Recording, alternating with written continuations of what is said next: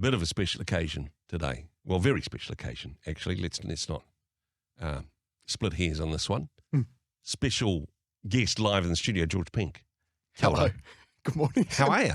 Good, thanks. But feel like this might be a bit of an anticlimax. Well, to be fair, we usually chat with each other at 11:30 on a Monday morning. Yeah. But normally it's by phone. And I mean, you know me, I don't have that many guests or many friends for that matter.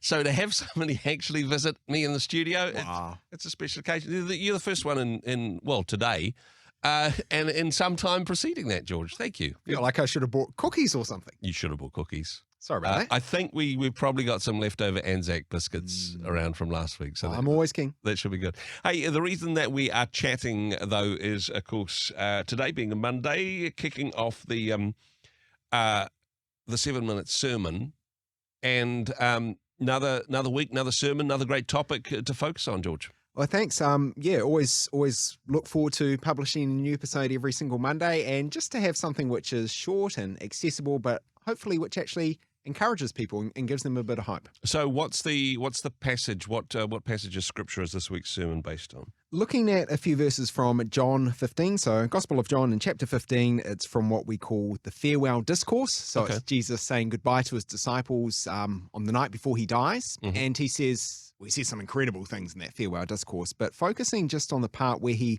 calls his disciples his friends. He says, I no longer call you servants, I call you friends. Yeah. Which, if you think about it, is actually a pretty incredible thing for him to say to them, and also perhaps by extension to say to us, because if we are his followers today, Jesus is our friend. Yeah. And if you think about who Jesus is, I mean, that's a pretty mind-blowing idea.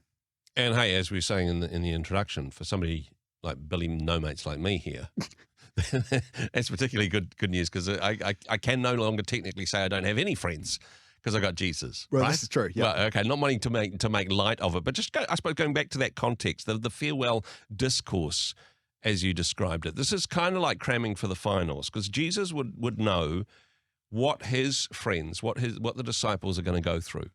They're pretty clueless, as is evident in most of the Gospels.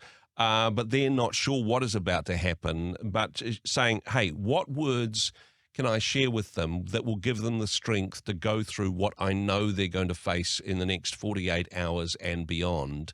He would have chosen his words carefully, and, well, in particular, talking about that intimacy of relationship. And although there would be a point within the next 24 hours where it would seem that all hope is lost, to hold on to these words and go, hey, whatever the circumstances are, whatever I'm facing, if I am feeling abandoned or lost or betrayed or whatever, Jesus is still there. That's so important, not just for the disciples, but for us, of course. Yeah, absolutely. I think you say it really well. And somebody else who actually talks about this in, I think, a really helpful way is a guy called Drew Hunter.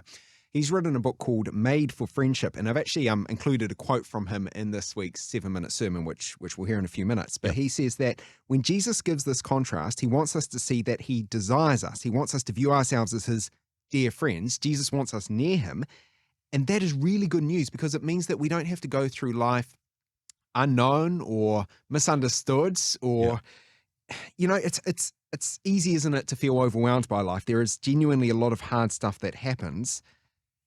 But our greatest friend is actually always with us. We are never alone, because our greatest friend, Jesus, promises to be with us. He promised to be with his first disciples, and he promises to be with us as his followers today. That is an incredibly encouraging idea, I think. It's super encouraging. And look, I get it. And I've certainly experienced times in my life where that presence of Jesus, that relationship with Jesus has been very, very fragile. It's the thing that you hold on to when nothing else seems solid. But I know, George, there'll be people listening to this at the moment that will be saying, yeah, but how does that work in practice? Because when I'm lonely, I'm lonely. To know that theoretically or theologically that I have this friend in Jesus that I can't see, that's not going to give me a hug, that's not going to give me wisdom and advice and tell me that everything's going to be all right. How do I take the theological theory of God is with us, Jesus is with us always, he is our friend in all times? Honestly, sometimes it's a real struggle to do that when you're lonely and upset and in desperate need of company. Yeah, absolutely. I mean, that's very relatable what you say, Andrew. And I hope that a story that I include in this week's particular 7-minute sermon actually might sort of unpack that, or it might help us to see what it looks like applied in someone's life. And the person I talk about briefly is a guy called Joseph Scriven.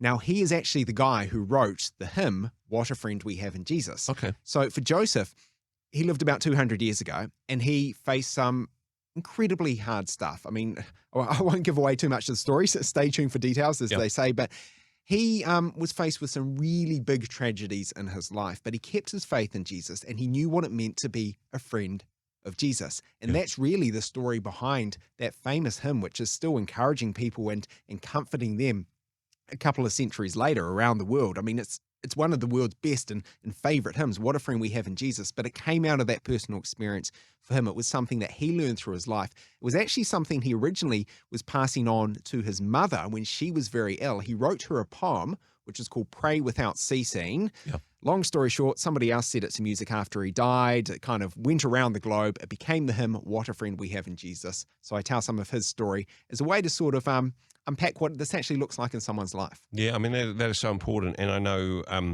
sometimes there are occasions where, I mean, they talk about needing Jesus with skin on. That if you are lonely, that you may need to reach out to somebody. And hey, if we've probably all been in those circumstances, or perhaps been that person for somebody else, where we can support somebody who is lonely, who's going through difficult times. That doesn't mean that Jesus isn't involved in that situation. He's perhaps just working through us in those circumstances. We may be somebody's answer to prayer in that regard. Yeah, absolutely. I think that's a great little challenge, which you just mentioned there, Andrew. I mean, perhaps if there's somebody in our life who we know is struggling, how can we not only pray for them, but how can we be that prayer? How can we be the answer to it? How can we be Jesus, as you say, with skin on? How can Jesus still be their friend, but through us, because it's not one or the other? Yeah, no, it's definitely and both. Although, just to say that that Jesus with skin on is often a lot more disappointing than actual Jesus. Because for all of us, hey, we may have good intentions, we may want to help people, but hey, we sometimes get that wrong. We stuff it up. We're too much in people's face, or we're not close enough, and all those sorts of things. But hey, knowing that Jesus is there, we can call on him. He is always with us, and there is a connection between the Spirit of God and our spirit at all times. Such a comfort to people that are going through difficult times. George, thanks for being in studio. Highlighted my day so far. Oh, wow. You need to get out more. I did. Yeah. I mean, it's not a massive bar, but yeah. Well, I should take it as a compliment. Work with what we got, and very much looking forward to the 7-minute sermon. Very much looking forward to hearing this. I know it will be a comfort to many. If people wanted to subscribe to that, they can do so wherever they get their podcasts. Just look for the 7-minute sermon. George, thanks for joining us. Thanks, Andrew. See you later. Hey, thanks very much for joining us in the Rhema studio. Thanks very much for watching the interview. It's kind of nice to have an audience, actually. And if you did like what you watched, then do give us a like, do give us the thumbs up. And if you'd like to see more interviews like that one, or perhaps even better, subscribe and those interviews will come straight to you. Don't forget to turn on your notifications, and we'll see you in the next one. Cheers.